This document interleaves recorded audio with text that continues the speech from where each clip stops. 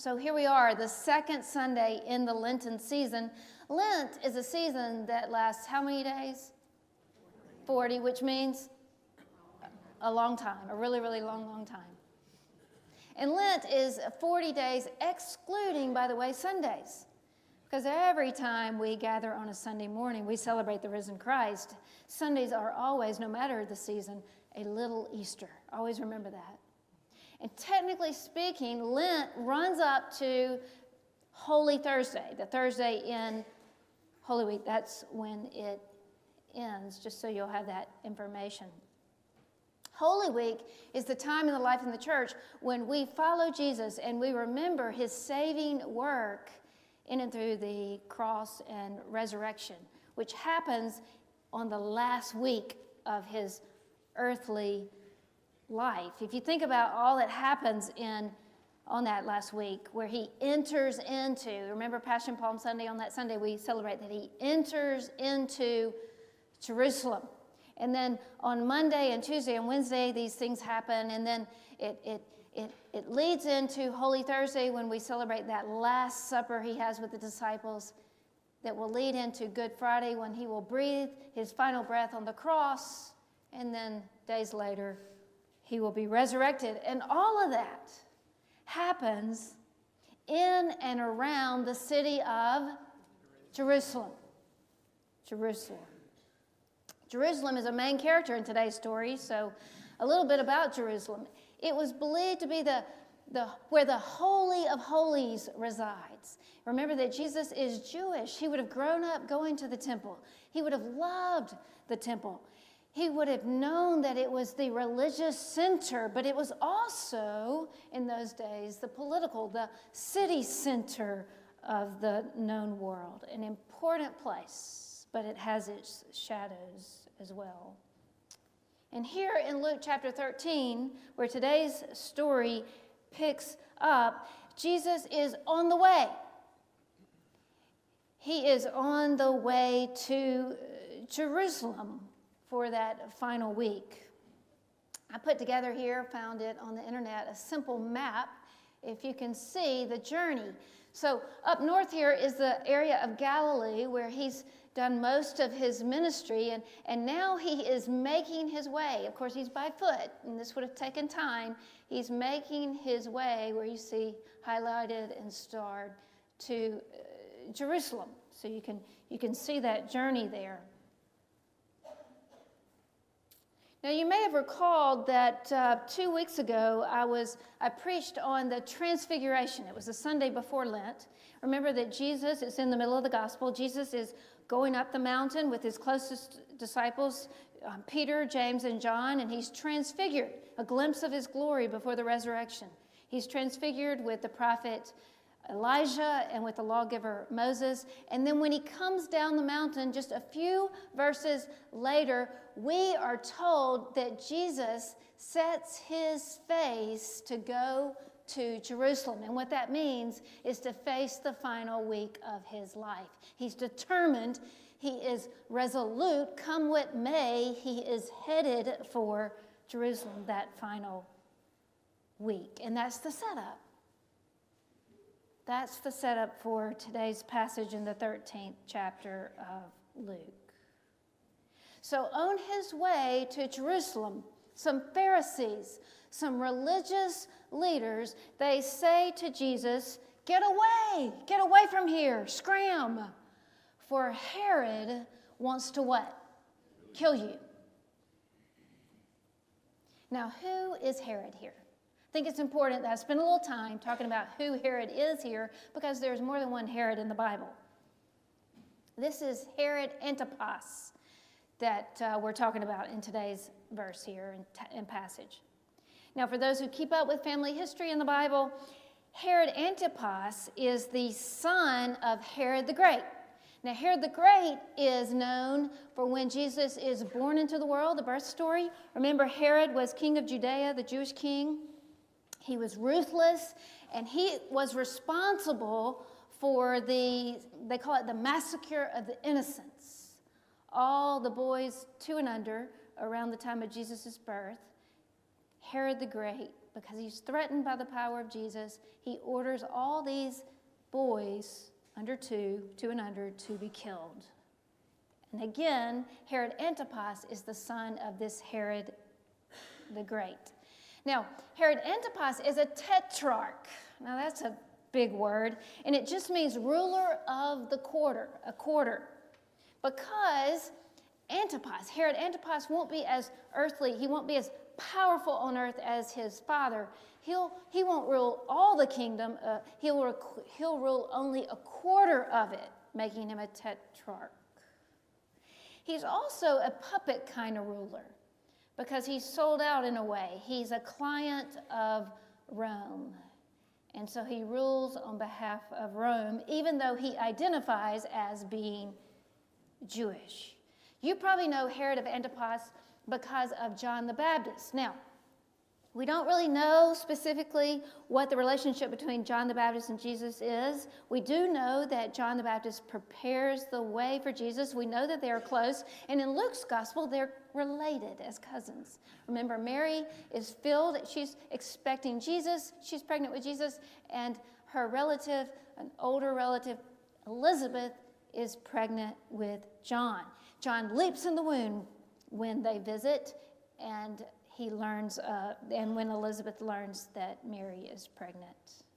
Now, what happens to John the Baptist? Before this episode that we read today, John the Baptist has threatened Herod Antipas, and because of some kind of soap opera antics that happen in another gospel we hear about, what's going to happen? Herod is responsible for putting John the Baptist in prison and having him beheaded. And I'm sure this doesn't make Jesus very happy. Last thing I want to say about Herod Antipas is usually in the New Testament, when Herod is mentioned, it is this Herod. Back to the story. These religious leaders, these Pharisees, are warning Jesus to scram because trouble is ahead for him. But it's kind of strange that they do this. What's up with the motives of these religious leaders? Do we need to believe them as face value, that they are trying to warn Jesus that he needs to get out of Dodge because trouble's ahead? Maybe some interpret it to mean that. But it is kind of strange, don't you think? Because up to this point, the Pharisees have only challenged and tested Jesus. Now, I don't want to tell you to put everybody in a box. There are some good Pharisees. Nicodemus comes to mind. I'm sure there are other examples in the Bible. We should never put a whole group of people and label them as being, enemies. So I'm not saying to put Pharisees as the ultimate enemy of Jesus. I'm just saying I don't really trust him here in light of what's happened in the gospel thus far. I have to believe that they have an ulterior motive. They want Jesus out of their hair. Remember, Jesus is not in Jerusalem yet. He's really kind of efficient. You know, every city and town he goes through on his way to Jerusalem, he's not going to waste an opportunity to preach about the kingdom of God, to heal people, and to cast out chaos. And that's what he's up to. But they want to get him out of their town. And maybe if they send him on to Jerusalem, he'll be Pilate's problem, and Pilate can get rid of Jesus efficiently and quickly. It kind of reminds me, it's sort of a little bit of a subtle foreshadowing of what's going to happen during Holy Week. When you have three powerful leaders, you'll have Herod, and you'll have Caiaphas, who's the religious high priest, and then Pilate, the Roman governor. They're going to kind of go through this juggling match where they lob Jesus back and forth because neither one, they all want Jesus to be out of their way, but no one wants to take responsibility for actually killing Jesus. But back to Luke 13. Here's how Jesus responds to the warning of the Pharisees. He gets a little riled up and agitated. And he calls Herod what? A fox. Not just a fox. Say it with meaning. He calls him what? A fox. Now, I'm sorry for all you fox lovers out there. This is a derogatory name.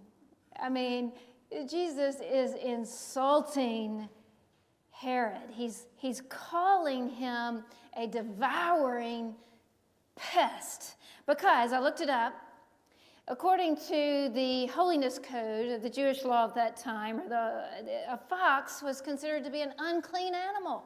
If you think about it, it's a predator. It's not at the top of the food chain. Even worse, it's somewhere in that middle. Rabbinical literature referred to foxes as being meaningless and insignificant. And in the Roman world, a fox was considered to be sly and quite clever, but unprincipled. This is a term of disdain. And Jesus is clear here. You tell that fox, I'm not going anywhere. I will leave when I'm good and ready to leave. And he says, listen, I'm busy healing people and casting out demons. In God's time, I will head to Jerusalem. Now, here Jesus is modeling for us. Now, I know we're not Jesus, but we are called to follow Jesus, to take up our cross and follow Jesus. So I think what he's doing here is modeling for us how to respond in the face of opposition. And I'd like to call this moment in the life of Jesus on his way to Jerusalem a kind of Rosa Parks moment. Now, I know Jesus inspired Rosa Parks, but just go with me here. You remember what happened in 1955 in Montgomery on that bus? In the face of injustice, Rosa Parks refused to give up her seat, and she stays put. She's not violent. She's not passive either. She stands up for her conviction and her calling and her truth in light of the gospel and stays in place. And this is what Jesus is doing. Now, he does get agitated, as I'm sure Rosa Parks got agitated, but he doesn't lash out, but nor does he scram. He stays in place, true to his conviction, but also not willing to be bullied or pushed aside. Brene Brown is a writer, and she introduced me to a quote and a concept that she borrowed from a Buddhist teacher by the name of Joan Halifax. In the face of opposition, she says, the way we are to face the world is with a strong back, she says, and a soft front. We believe that it takes a strong back and a soft front to face the world. In the face of opposition, when the heat begins to rise, what is our Christian and faithful response? I think it's to be true to your calling, to be true to your core values and your conviction, but also remain open and loving and caring towards all, even your enemies. There's this family systems writer by the name of Jack Shatama, United Methodist pastor. I listened to his podcast, and it's all about how to be a non-anxious leader in an anxious time. Do we need to learn what that's like? And he says it's important to be true to your convictions, what you believe God's calling you to do in the world, while at the same time remain emotionally and spiritually connected to everyone, especially your opponents. Strong back, soft front. This is what Jesus models for us as the heat rises on his way to face the cross in Jerusalem. And then he prays. Now remember that we're in the Gospel of what this year? Luke, Gospel of Luke. And sometimes the Gospel of Luke is called the Gospel of Prayer because you can't go very far in the Gospel of Luke that you don't find Jesus praying. And here I would say the word prayer is not used, but this is what Jesus does. In the face of opposition, he prays. But it's not a prayer of guidance. It's not even a prayer of gratitude. It's a unique kind of prayer that we have not seen Jesus pray in Luke's Gospel up to this point. but now we're going to see this kind of prayer from Jesus quite often moving forward. And it's a prayer of lament. In fact, the heading in my Bible for these short 5 verses in the 13th chapter, I've marked it for you, is called what? The Lament over Jerusalem. Now, lament is not a word we use that often anymore, but it is biblical. There's an entire book of the Old Testament, entire book of the Bible called what? Lamentations. And when we're reading from the ancient prayer book that we call the Book of Psalms, many of those psalms are psalms. They are prayers of lament. I looked up the word. As a verb, the word lament means to weep and to wail, to express one's deep grief, regret, or disappointment over something considered unsatisfactory, unreasonable, or unfair. Anybody got any lament in their heart these days? Lament is strong. It's a kind of prayer that cries out to God and says, everything is wrong. Everything is wrong with this world. What have you done? Where are you, God? And why would you allow this to happen? In short, a prayer of lament shouts out these 2 words to God: life sucks. It's a kind of prayer that says, where the hell are you, God? It's a prayer that makes you feel abandoned and left to your own devices. In her book that one of you gave to me, thank you, called Atlas of the Heart by Brene Brown, she describes all these different kinds of emotions, and she brought to life for me lamentation when she introduced me to a piece of art that is in Australia in a museum, and it's not a real popular artist. We have it on the screen. Can we show the image here of anguish? This is a pained mother sheep surrounded by a murder of crows. And this mother sheep is distraught, and she's bleeding in grief with her breath freezing in the cold air. And if you could get a close-up of this shot, you would see blood on the white snow from her baby lamb who's dying or already dead.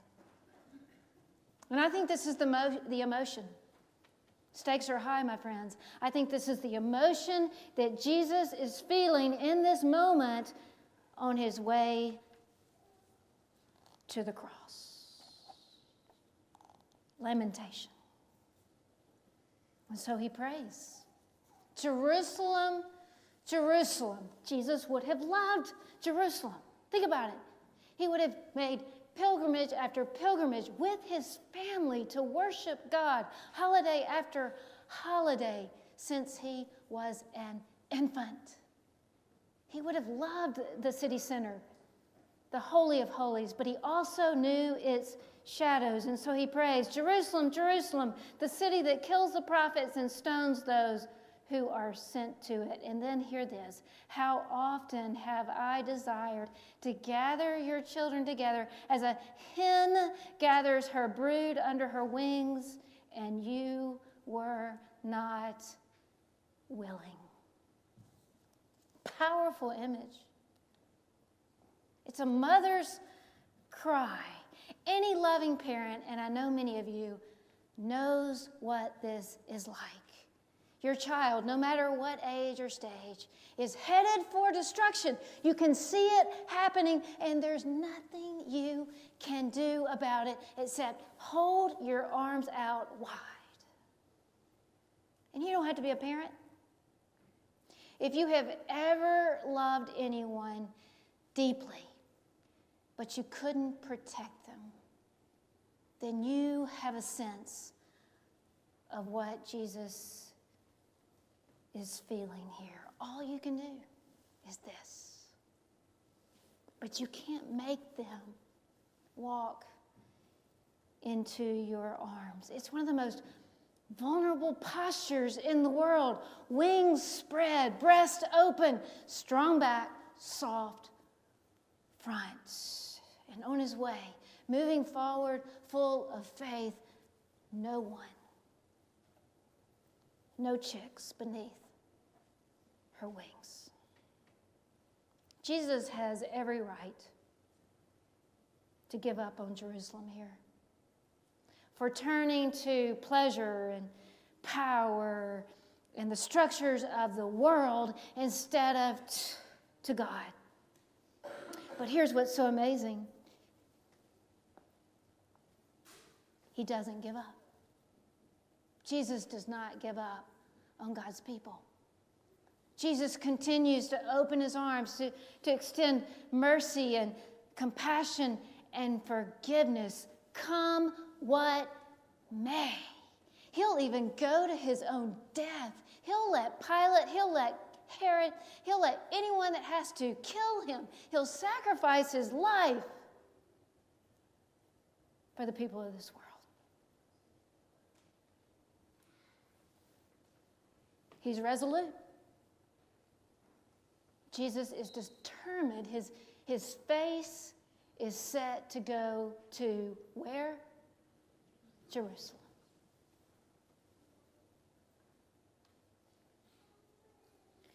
One of the greatest privileges of my life as a pastor, who's been a pastor for over 20-something years now, is I get the opportunity to walk along the side of people like you.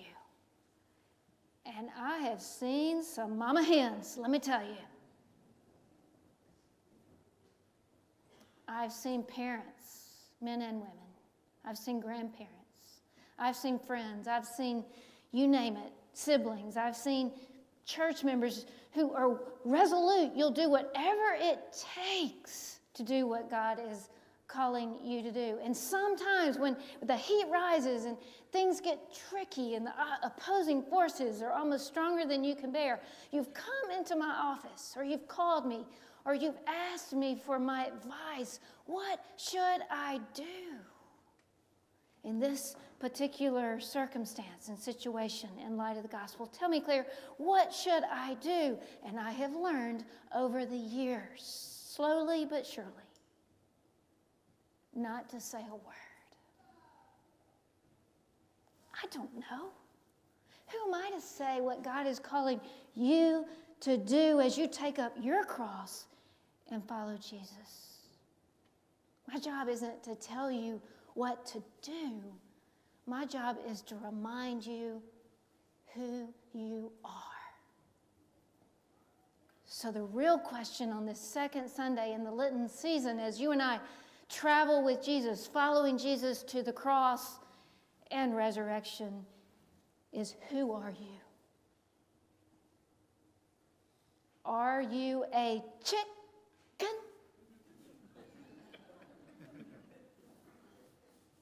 Or are you a fox? Who have you been in the past? And who are you willing to be moving forward, regardless?